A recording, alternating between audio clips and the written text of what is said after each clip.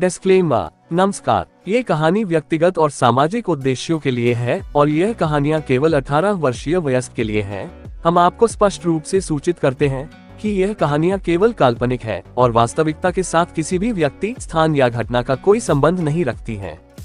हमारे दर्शक को याद दिलाना चाहते हैं कि इन कहानियों का उद्देश्य केवल मनोरंजन और समाज में चल रही कुरीतियों को दिखाने के लिए है।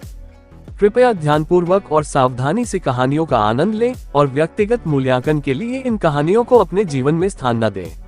मेरा नाम निशांत है। मैं 25 साल का हूं और गुजरात के राजकोट शहर में रहता हूं। ये कहानी कुछ साल पहले की है। तब हम लोग शहर के पास बनी एक नई सोसाइटी में रहने आए थे। मेरे पापा की शहर में एक इलेक्ट्रॉनिक की दुकान थी। मैं तब स्कूल में पढ़ता था। हमारे पास में एक परिवार रहने आया। उस परिवार में एक अंकल थे जिनका नाम जयसुख था। उनकी पत्नी निमिषा और 2 बेटे विमल और नीतेश थे।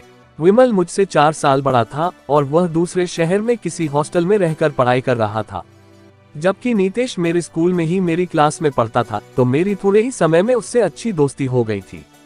मैं और नीतेश साथ में ही स्कूल और ट्यूशन जाते थे और पढ़ाई के बाद भी साथ ही खेलते थे। हमारी सोसाइटी में अभी थोड़े ही परिवार रहते थे। ज्यादातर मकान बन रहे थे या खाली पड़े थे।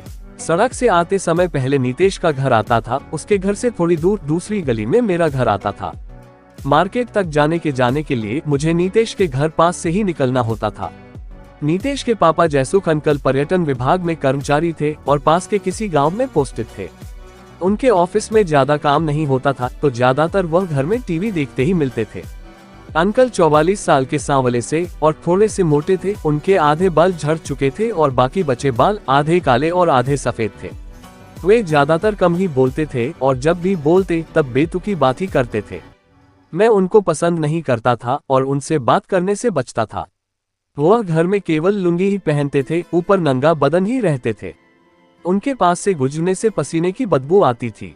उनके घर पर मेरे सिवा कोई आता जाता भी नहीं था। नीतेश की मम्मी निमिषा आंटी धार्मिक प्रवृत्ति की थी। वे सुबह पूरे दिन का खाना बनाकर और घर के कामकाज निपटाकर 10 बजे मंदिर या सत्संग के लिए निकल जाती थी, तो रात को 8-9 बजे ही लौटती थी।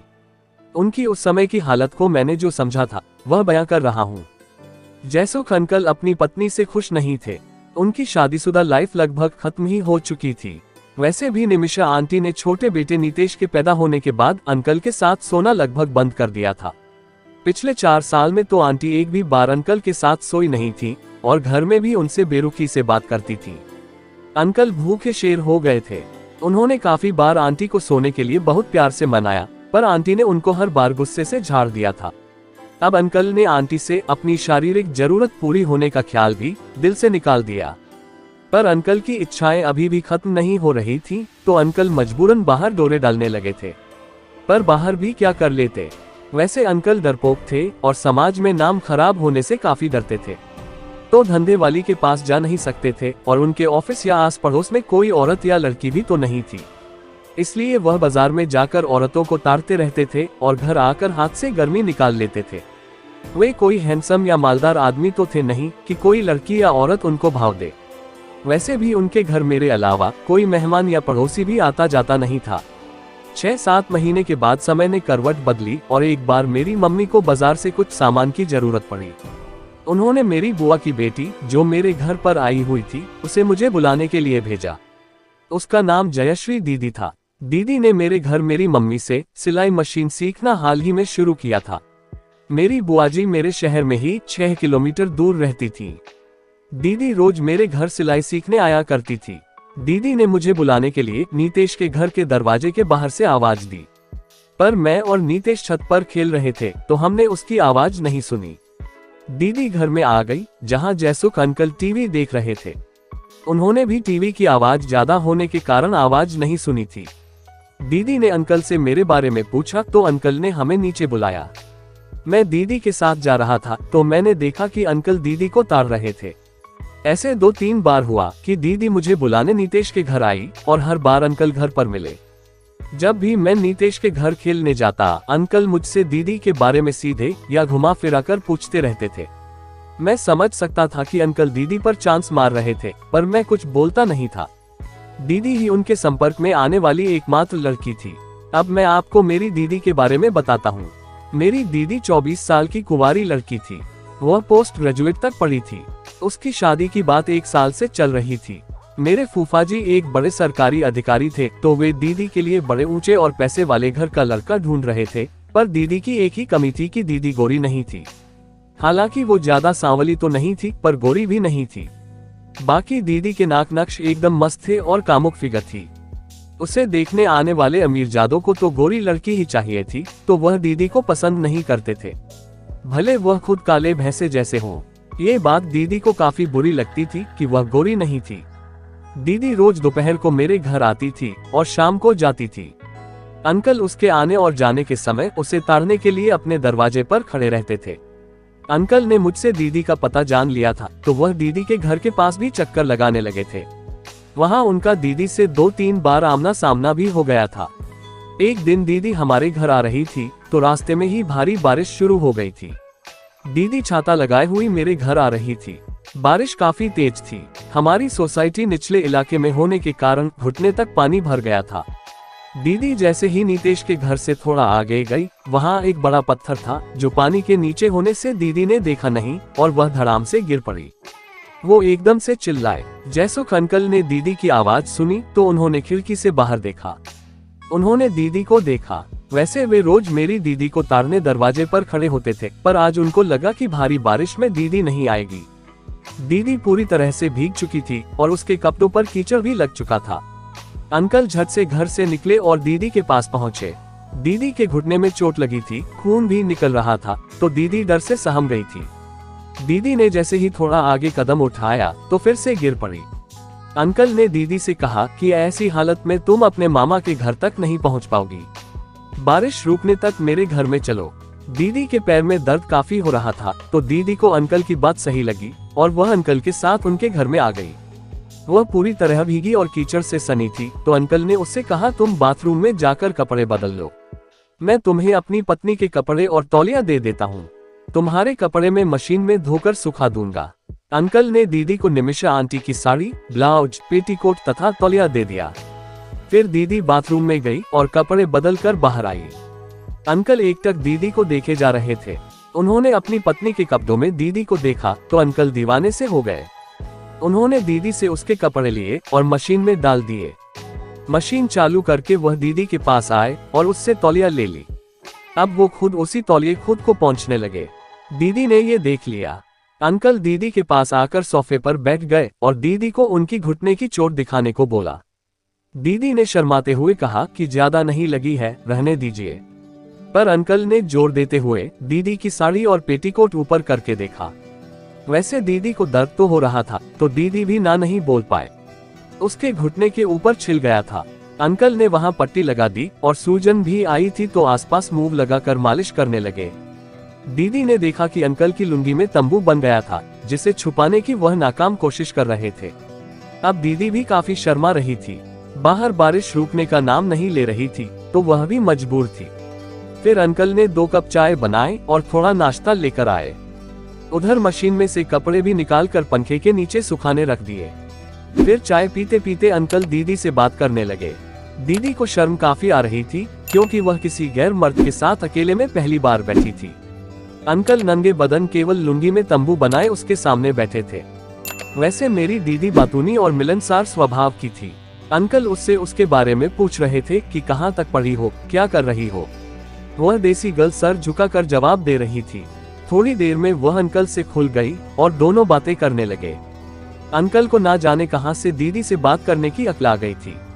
बाकी वह हमेशा मेरे सामने बगैर सिर पैर की ही बात करते थे, पर आज तो बड़ी अच्छी तरह से बात कर रहे थे। शायद उन्होंने रोमांटिक फिल्में ज्यादा देखी थी, ये उसका असर था। अंकल मेरी दीदी को बात बात में मक्खन मलाई लगा रहे थे। उन्होंने दीदी से कहा, तुम्हारी शादी की बातें चल रही होंगी ना, लड़के वाले तुम्हें देखने भी आते होंगे, फिर भी अभी तक तुम्हारी सगाई क्यों नहीं हुई। अंकल ने दीदी की दुखती रग पर हाथ रख दिया था। दोस्तों, जब अंकल ने मेरी दीदी की दुखती रग पर हाथ रखा तो दीदी के चेहरे पर मायूसी छा गई। जब अंकल ने मेरी जयश्री दीदी से उसकी शादी को लेकर चर्चा की कि अब तो तुम्हारे रिश्ते की बात चल रही होगी, तो मेरी दीदी के चेहरे पर उदासी छा गई और वो मायूस सी हो गई। अंकल ने पूछा, क्या हुआ, तुम उदास क्यों हो गई। इस पर दीदी बोली, मैं गोरी नहीं हूं ना, इसलिए अच्छे घर के लड़के पसंद नहीं करते हैं। अंकल ने कहा, गधे हैं वह सब लड़के, मैं उनकी जगह होता तो तुम्हें देखते ही पसंद कर लेता। मेरी दीदी अंकल की इस बात से मुस्कुरा दी और शायद अंकल ने दीदी की इस कमजोरी को भांप लिया। वो मेरी दीदी की खूबसूरती को लेकर उसकी तारीफ करने लगे। दीदी ने कहा, मैं काली हूं ना, शायद इसलिए सब मुझे नापसंद कर देते हैं। अंकल ने कहा, वो सब उल्लू हैं, उन्हें पता ही नहीं है कि बिजली बंद कर देने के बाद कुछ भी नहीं दिखाई देता है। चाहे काली हो या गोरी हो, लेते समय कुछ फर्क नहीं पड़ता है। इस बात को मेरी दीदी समझ तो गई थी कि अंकल के कहने का मतलब रात में क्या करने से है, पर वो सिर्फ मुस्कुरा कर रह गई। थोड़ी देर में बारिश रुक गई तो दीदी कपड़े बदल कर मेरे घर आ गई।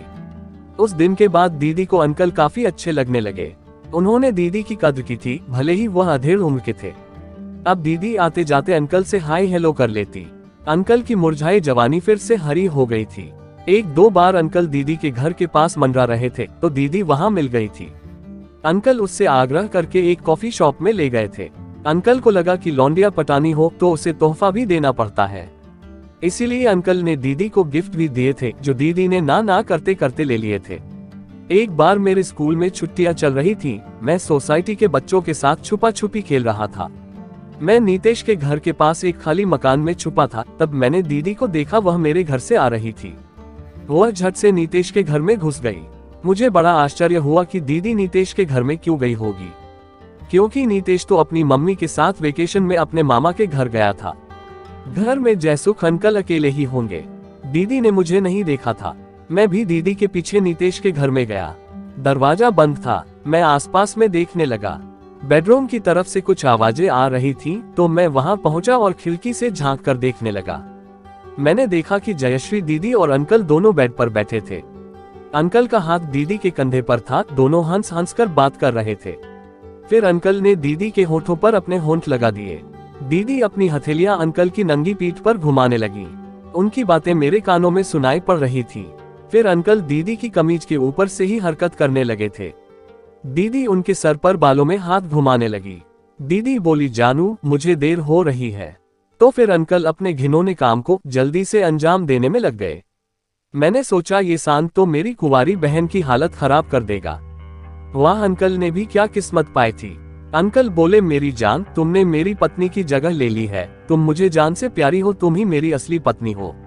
दीदी जानू, मैं भी आपको बहुत प्यार करती हूँ, आप ही मेरे पति हो। करीब 20 मिनट बाद अंकल दीदी पर गिर पड़े। वे पसीने से लथपथ थे और हौंफ रहे थे। दीदी भी बेहोश जैसी होकर अंकल के नीचे दबी थी। काफी देर ऐसे पड़े रहने के बाद अंकल दीदी के ऊपर से हटे और बाथरूम में घुस गए। दीदी अभी भी मदहोश सी पड़ी थी। उसकी टांगों पर कुछ सफेद गाढ़ा सा प्रवाह रिसकर आ रहा था। अंकल बाहर आए तो दीदी बाथरूम में गई। अब अंकल ने अपनी निक्कर और लुंगी पहन ली। दीदी भी बाहर आकर अपने कपड़े पहनने लगी। अंकल दीदी के पास जाकर उसे छेड़ने लगे। दीदी बोली, जानू पूरा मजा तो ले चुके हो, अब मुझे देर हो चुकी है, अब तो छोड़ो। अंकल बोले, मेरी जान, तुझे छोड़ने का मन नहीं हो रहा है। दीदी बोली, कल मैं बाहर जा रही हूँ, 3 दिन बाद ही आऊंगी। अंकल बोले, मुझे अकेला छोड़कर जा रही हो, ऐसा मत करो ना मेरी रानी। दीदी बोली, अच्छा तो मुझे भी अच्छा नहीं लगता है, पर जाना तो पड़ेगा, मैं जल्दी वापस आ जाऊंगी। अब तक दीदी ने कपड़े पहन लिए और दोनों एक दूसरे की बाहों में लिपट गए। मैं सोच रहा था कि अंकल ने भी क्या किस्मत पाई है। खुद की बीवी का नसीब न था, पर आज मेरी कुंवारी दीदी उनके लिए बेकरार थी। उस दिन के बाद मैंने कई बार अंकल और दीदी को साथ में ऐसा करते देखा। एक बार मैंने यह बात दीदी को बताई कि मैं तेरे और अंकल के बारे में जानता हूँ, तो दीदी ने कहा, ये बात किसी को भी बताना मत, तू मेरा अच्छा भाई है। अब वह तुम्हारे अंकल नहीं, तुम्हारे जीजा जी हैं। दीदी ने यह बात अंकल को बताई तो अंकल ने मुझे राजदार बना लिया। अंकल ने मुझसे कहा कि मैं उन्हें अंकल नहीं जीजा जी कहूँ। तब से मैं उनको जीजा जी ही कहने लगा था। मॉरल, दोस्तों, आप सबको कहानी कैसी लगी? क्या उन दोनों ने जो भी किया था वो सही था या गलत? कमेंट बॉक्स में जरूर बताइए। दोस्तों, कहानी पूरी पढ़ने के लिए मैं दिल से आपका शुक्रिया करती हूँ। सच तो यह है कि मेरी कहानियाँ समाज में हो रही घटनाओं से जुड़ी होती है, जिसको मैं एक बेहतर तरीके से आपके सामने प्रस्तुत करती हूँ। अगर मेरी कहानियाँ आपको थोड़ी भी अच्छी लगी हो तो प्लीज आपसे निवेदन है कि मेरे चैनल को सब्सक्राइब कर दें, जिससे कि मुझे मोटिवेशन मिलता रहे। आप चैनल पर जाकर और भी मजेदार कहानियाँ पढ़ सकते हैं। Thank you.